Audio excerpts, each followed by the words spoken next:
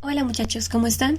Mi nombre es Daniela Camacho y junto con mis compañeros Andrés Andrade y Sebastián García tenemos a cargo la explicación del síndrome Chat o maullido de gato.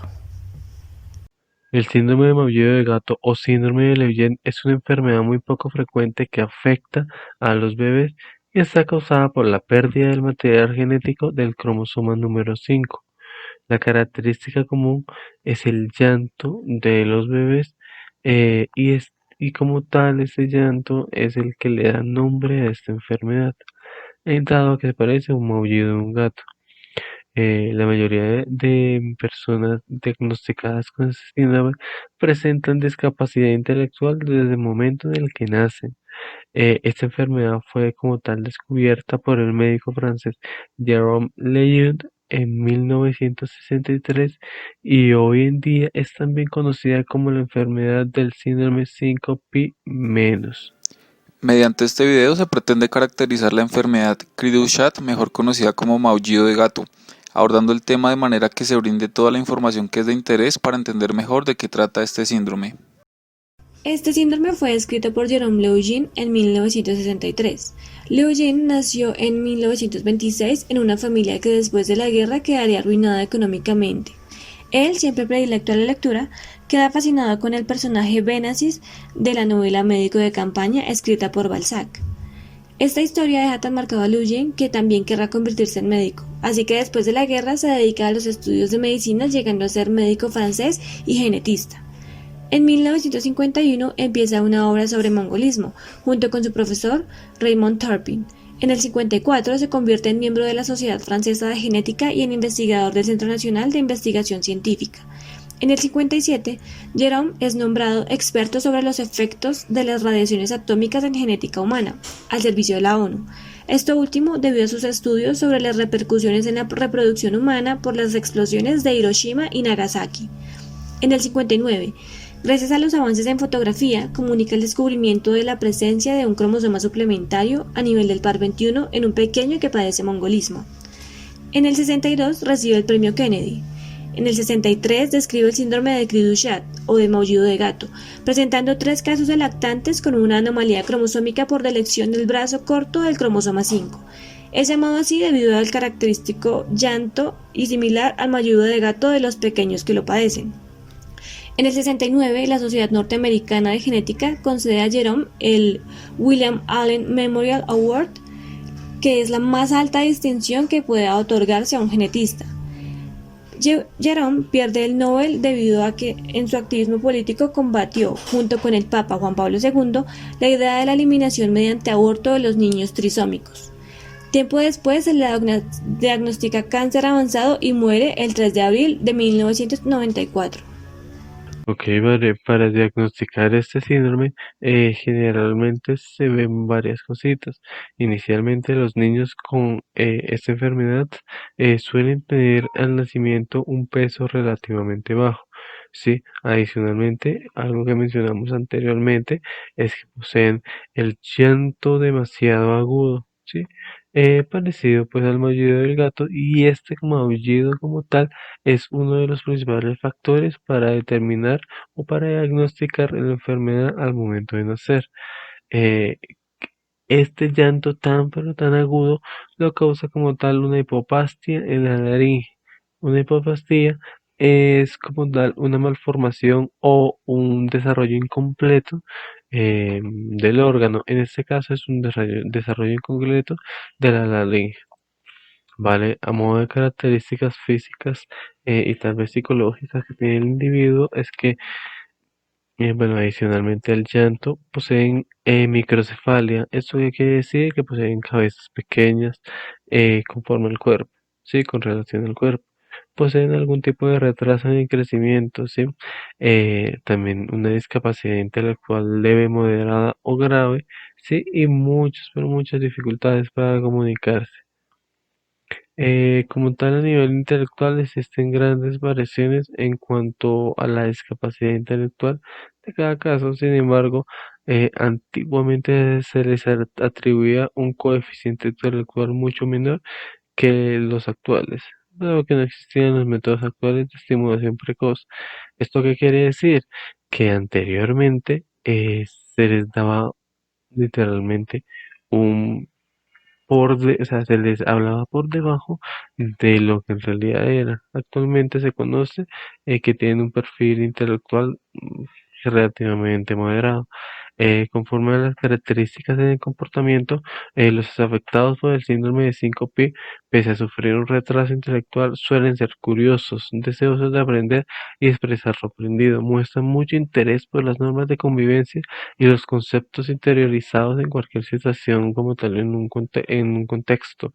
Es habitual que tengan un gran sentido del humor, si son bastante cariñosos y afectivos, y a veces muestran temor ante algunos ruidos y objetos que sean extraños, como alguna persona, entre comillas, normal. Si se podría utilizar esa palabra.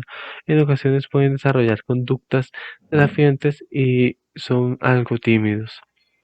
En términos de comunicación, los afectados por este síndrome muestran grandes diferencias entre el grado de comprensión del lenguaje y sus posibilidades para expresarse.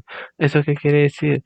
Que la comprensión suele ser muy pero muy completa, pero la expresión presenta mucho retraso, lo que a veces induce a comportamientos agresivos y algún tipo de retraimiento social. Aunque existen sistemas alternativos para comunicarse como es el lenguaje de signos, pictogramas, lenguaje de notas o lenguaje de señas, esto les genera un poco de frustración al respecto. Este síndrome se caracteriza por una variedad de alteraciones físicas y psicomotoras. Entre las alteraciones físicas, las más representativas al síndrome son la microcefalia o el trastorno neurológico donde la circunferencia de la cabeza es menor a como se esperaría según la edad. También se evidencia en los pacientes cara redonda, puente nasal grande, malformaciones dentales y en la mandíbula, anomalías renales y genitales, hipertelorismo, es decir, que la distancia entre los ojos es mayor a lo normal, y uno de los signos más característicos, el del sonido del llanto similar al de un gato, de donde el síntoma debe su nombre. Este síndrome tiene una etiología genética. Está relacionada con una alteración cromosómica de naturaleza estructural que se localiza en el par 5 y se produce por una mutación genética en la cual se pierde parte del material genético, desde solo un par de nucleótidos de ADN hasta todo un brazo de cromosoma. La magnitud de los daños estructurales determinará el nivel de funcionamiento cognitivo, haciendo oscilar el retardo mental entre moderado y severo. Este último puede incapacitar a los afectados en su autonomía personal. Como se dijo anteriormente, esto dependerá del grado de elección del brazo cromosómico y esta variabilidad hace que la severidad del retardo cambie entre unos y otros individuos. Las posibilidades de desarrollo de un perfil lingüístico y la información conocida apenas si se conoce, así que es difícil llegar a conclusiones válidas. En general, las carencias a nivel lingüístico suelen ser graves, ya que tienen un retraso en el habla, desarrollo de la palabra y discurso limitado. El tratamiento depende de los diferentes síntomas. El manejo de los trastornos psicomotores mediante la rehabilitación temprana, como fisioterapia, psicomotricidad y logopedia, proporciona una mejora significativa. Ok, pero genéticamente, ¿cuál es el causante de este síndrome? ¿Vale? El síndrome de mollido de gato consiste como tal en una deleción completa o parcial del brazo corto del cromosoma 5, la cual en un 80% de los casos se produce del novo en los individuos afectados y en un 20% de los casos tiene origen en una translocación no equilibrada en alguno de los progenitores. ¿Eso qué quiere decir? Que en la mayoría de los casos es una malformación que ocurre ya al momento del cruce genético, ¿sí? Y no es una malformación hereditaria. En cambio, en el porcentaje restante sí es una malformación hereditaria. Bueno, continuando con lo que estábamos hablando, debido a que el fenotipo se mantiene constante a pesar de la amplitud de la región lesionada, varios estudios han ayudado a identificar dos regiones claves y críticas en el cromosoma 5, la SP15,2 y la SP15,3. Esta última es como tal la responsable del característico llanto de los individuos afectados. El principal gen afectado es uno llamado el CTEND2, la cual codifica una proteína muy importante durante el desarrollo cerebral y la migración neuronal. Esta proteína es llamada telomerasa transcriptasa inversa o TERT.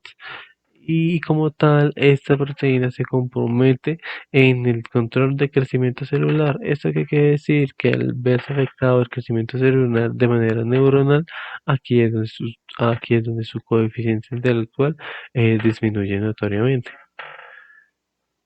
A día de hoy no existe tratamiento médico reparador para el síndrome de cri du chat, por lo que para el individuo que lo padece es muy importante contar con el apoyo de su familia y de amigos, puesto que generalmente ellos disfrutan de la interacción social y con una educación temprana y consistente junto con terapia física y de lenguaje pueden llevar una vida plena.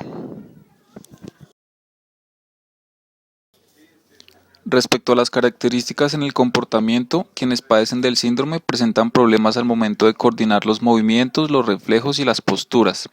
Se relaciona frecuentemente al síndrome la discapacidad cognitiva, por lo que en ocasiones hay anomalías en la conducta y también se pueden presentar síntomas psicóticos.